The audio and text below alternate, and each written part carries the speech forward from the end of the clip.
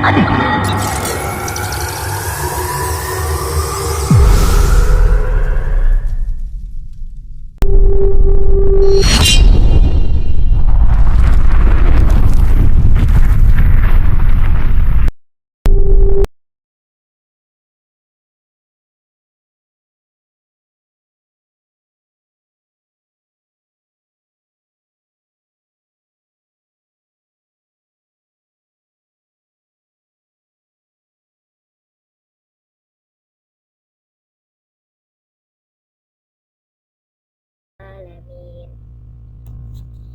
Sebelumnya, Bu Iva akan sampaikan dulu tujuan dari pembelajaran hari ini.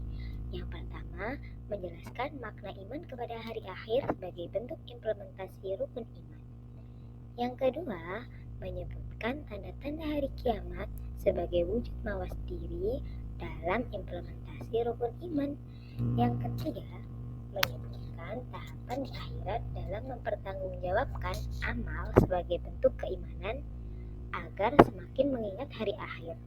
Dan yang keempat adalah menyebutkan hikmah beriman kepada hari akhir sebagai bentuk implementasi iman kepada hari kiamat. Nah, siapa yang sudah pernah mendengar hari akhir atau sudah pernah mendengar hari kiamat? Apa sih itu? Yuk kita bahas dulu. Pengertian iman kepada hari akhir. Hari akhir adalah peristiwa hancurnya alam semesta dan segala isinya. Tidak ada satupun makhluk hidup yang dapat selamat dari peristiwa ini. Sekalipun manusia membuat tempat persembunyian di bawah tanah atau membuat benteng yang kokoh, tidak ada satupun yang bisa lolos darinya. Sedangkan iman kepada hari akhir itu apa sih? Yuk kita bahas dulu. Iman artinya kepercayaan atau keyakinan. Iman kepada hari akhir artinya mempercayai dan meyakini sepenuh hati akan datangnya hari kiamat. Kita tidak ada yang tahu kapan sih hari kiamat itu datang. Namun sebagai seorang muslim, kita harus mempercayai bahwa suatu saat Allah akan mendatangkan hari kiamat itu. Nah, apakah Allah telah menuliskan dalil tentang hari kiamat di dalam Al-Quran? Ya, Allah sudah menjelaskan tentang peristiwa hari kiamat ini di dalam Al-Quran surah Al-Qari'ah. Perhatikan surat Al-Qari'ah ayat 3-5 berikut ini ya. A'udzu billahi minasyaitonir rajim. Bismillahirrahmanirrahim. Wa ma adraka mal qari'ah. Yauma yakunun nasu kal farashil mabthus wa takunul jibalu kal ihnil manfush. Artinya, tahukah kamu apa hari kiamat itu? Pada hari itu, manusia seperti laron yang berterbangan dan gunung-gunung seperti bulu yang dihambur-hamburkan. Surat ini menjelaskan tentang terjadinya hari kiamat. Manusia berhamburan seperti laron, gunung-gunung meletus, dan gempa bumi yang dahsyat terjadi. Dan planet-planet serta seluruh tata surya saling bertabrakan, sehingga seluruh alam semesta akan hancur dan binasa. Sungguh, peristiwa kiamat itu sangat dahsyat dan mengerikan. Nah, tahukah kalian kalau kiamat itu dibagi menjadi dua? Yang pertama adalah kiamat sughra, yang kedua adalah kiamat kubro. Kiamat sughra artinya kiamat kecil, yaitu berakhirnya kehidupan seseorang atau sebagian makhluk hidup, seperti kematian seseorang dan bencana alam yang terjadi. Kiamat sughra ini pasti terjadi pada setiap makhluk sesuai dengan ketentuan dari Allah. Jadi kiamat sughra ini sebenarnya sudah banyak terjadi di sekitar kita. Beberapa contoh kiamat kecil yaitu meninggalnya seseorang, gempa bumi, banjir, kebakaran, tsunami, gunung meletus, dan sebagainya. Sudah paham kan tentang kiamat sughra? Nah, selanjutnya kita akan bahas tentang kiamat kubro. Apa sih kiamat kubro itu? Kiamat kubro atau kiamat besar adalah hancurnya alam semesta beserta seluruh isinya. Tidak ada makhluk hidup yang tersisa, semuanya akan binasa. Kiamat kubro disebut juga dengan hari berakhirnya kehidupan makhluk di alam semesta ini. Jadi, kiamat kubro ini ditandai dengan ditiupnya terompet sangkakala yang pertama oleh malaikat Israfil. Semua makhluk termasuk iblis akan mengalami kematian setelah mendengarnya. Namun, kapan terjadinya hari kiamat tersebut tidak ada satupun manusia yang mengetahuinya selain Allah Subhanahu wa Ta'ala. Disitulah salah satu bukti keimanan kita, meyakini sesuatu yang belum terjadi namun pasti akan terjadi. Itu adalah iman kepada hari kiamat. Oke. Teman-teman, kita tidak perlu menghitung-hitung kapan sih datangnya hari kiamat. Namun yang perlu kita hitung-hitung adalah bekal apa saja yang sudah kita persiapkan untuk menghadapinya. Persiapan itu tentunya bukan tabungan harta dan materi, bukan juga tentang uang, tentang mobil atau berapa rumah yang kita miliki, tetapi berupa tabungan amal ibadah dan amal soleh. Ibadah-ibadah yang kita lakukan dan perbuatan baik kepada siapa saja menjadi bekal kita menuju ke akhirat. Nah, teman-teman, meskipun kita tidak mengetahui secara pasti kapan terjadinya hari kiamat, namun kita dapat mengetahui tanda-tandanya. Tanda-tanda kiamat terbagi menjadi dua, ada tanda-tanda kecil dan ada tanda-tanda besar. Yuk kita simak penjelasan Bu Iva berikut. Yang pertama adalah tanda-tanda kecil. Yang pertama adalah munculnya berbagai fitnah. Jadi banyak orang yang mengada-ngada, mengatakan bahwa ini semua benar, padahal itu semua adalah kebohongan. Yang kedua adalah munculnya nabi palsu. Ingatkah kalian sepeninggal Nabi Muhammad dulu ada nabi palsu bernama Musailamah Al-Kadzab? Nah, ternyata itu menjadi tanda-tanda kecil dari datangnya hari kiamat. Yang ketiga adalah kebohongan yang merajalela. Banyak sekali manusia-manusia yang lebih mementingkan keselamatannya daripada berkata jujur. Padahal kita tidak boleh loh berkata bohong kepada siapapun. Allah sudah mencatat semua yang kita lakukan. Banyaknya riba. Apa sih riba itu?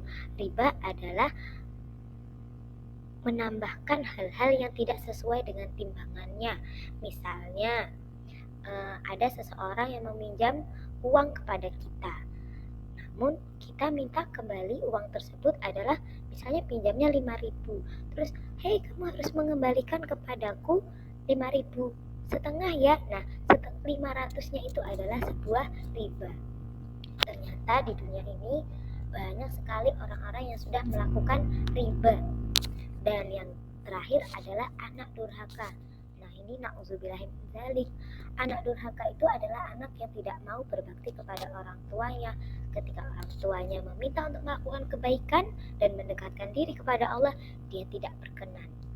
Ingatkah salah satu contoh kisah Nabi Nuh ketika anaknya tidak mau diajak untuk mendekatkan diri kepada Allah? Itu sudah merupakan tanda-tanda kecil hari kiamat. Jadi jangan sampai kita menjadi bagian dari tanda-tanda itu. Harusnya kita menjadi anak yang solih dan solihah. Ada tanda-tanda besar hari kiamat. Apa itu? Nah, tanda-tanda besar ini muncul ketika hari kiamat sudah semakin dekat.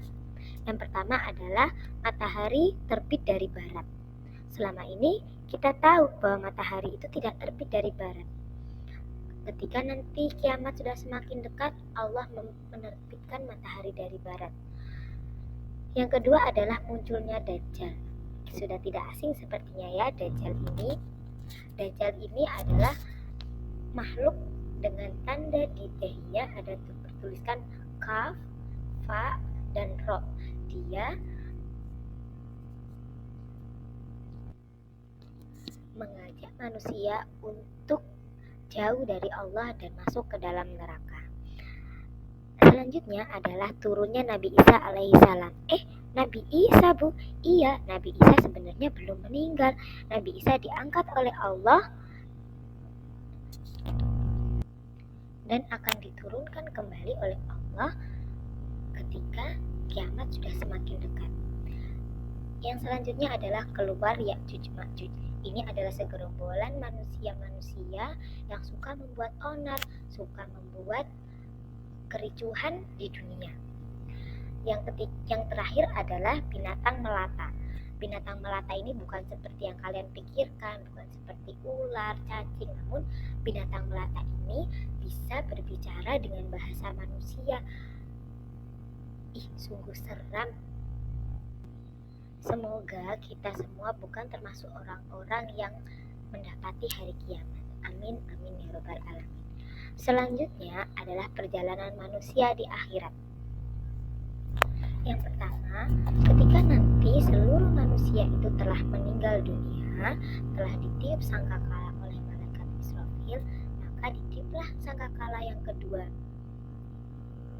Di sini manusia akan mengalami kebangkitan.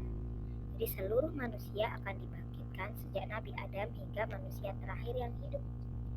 Proses kebangkitan manusia setelah peniupan sangkakala kedua, semua akan kembali dihidupkan oleh Allah yang Maha Menghidupkan.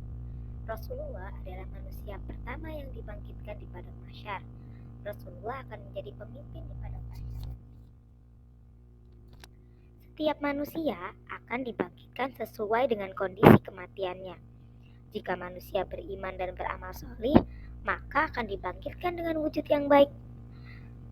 Namun, jika manusia itu selalu melakukan keburukan dan dosa, maka dia akan dibangkitkan sesuai dengan bagaimana dia meninggal. Nauzubillah min dzalik. Yang kedua adalah Yaumul Mahsyar.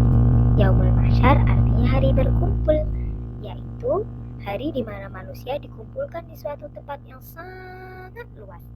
Manusia akan kebingungan menunggu hari penghakiman. Matahari akan didekatkan sejengkal di atas kepala manusia.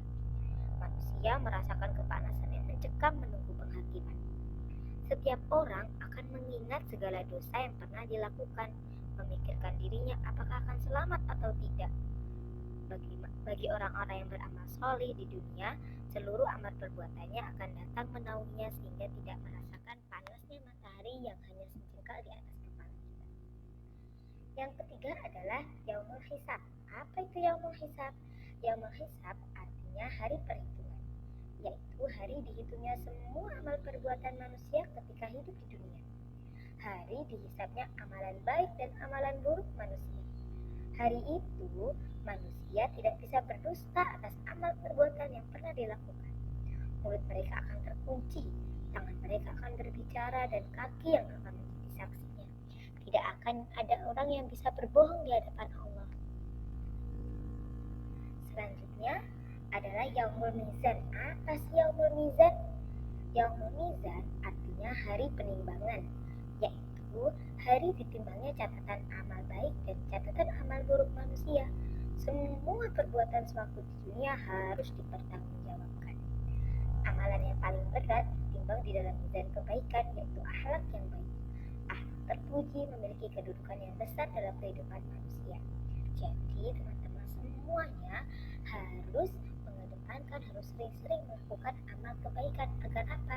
Ketika nanti Allah menimbang amal perbuatan kita, maka yang lebih berat adalah amal kebaikan. Yang terakhir adalah Yaumul Jaza. Apa sih Yaumul Jaza itu?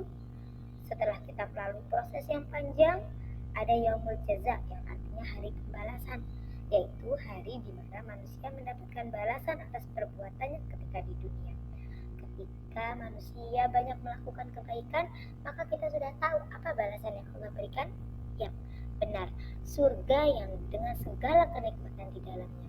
Namun bagi orang-orang yang tidak beriman, orang-orang yang suka berbohong dan berdusta, juga tidak meyakini adanya hari akhir, maka dia akan mendapatkan balasan berupa apa? Berupa neraka dengan seluruh kepedihan siksanya. Nauzubillah. Semoga kita semua terhindar dari siksa api neraka. Oke, selanjutnya kita akan membahas apa hikmah beriman pada hari akhir. Yang pertama adalah memotivasi manusia untuk taat dan ikhlas dalam menjalankan perintah Allah. Hanya ketaatan dan keikhlasan beribadah yang mendatangkan keselamatan di dunia dan di akhirat. Jadi, jangan sampai kita melaksanakan amal ibadah hanya untuk dilihat orang. Sungguh rugi orang yang seperti itu. Yang kedua adalah manusia selalu mawas diri atau berhati-hati dalam bertindak karena menyadari bahwa sekecil apapun perbuatan kita akan dipertanggungjawabkan di hadapan Allah. Jangan lupa ya, ada dua malaikat yang mencatat amal kita. Siapa dia? Ya, Raqib dan Atid yang selalu mengikuti kita dan selalu mencatat apa saja yang kita lakukan. Yang ketiga adalah kita memperbanyak amal ibadah. Hanya amal ibadah yang dapat menemani kita di akhirat. Ketika nanti kita sudah dipanggil Allah, maka tidak ada seorang pun yang dapat menemani kita. Tidak ada materi-materi atau kekayaan dunia yang akan kita bawa pada saat kita meninggal. Hanya amal ibadah kita, perbuatan baik dan perbuatan solih yang akan menemani kita di alam kubur dan di akhirat nanti. Yang keempat, berusaha menjadi lebih baik dan tetap istiqomah dalam kebaikan hingga ajal menjemput. Jangan sampai mencoba hal-hal yang sepertinya berbuat buruk sekali-kali tidak masalah, kan aku masih muda. No, kita tidak tahu kapan ajal akan menjemput kita. Jadi, jangan sampai kita menyia-nyiakan umur kita hanya dengan melakukan hal-hal yang tidak bermanfaat.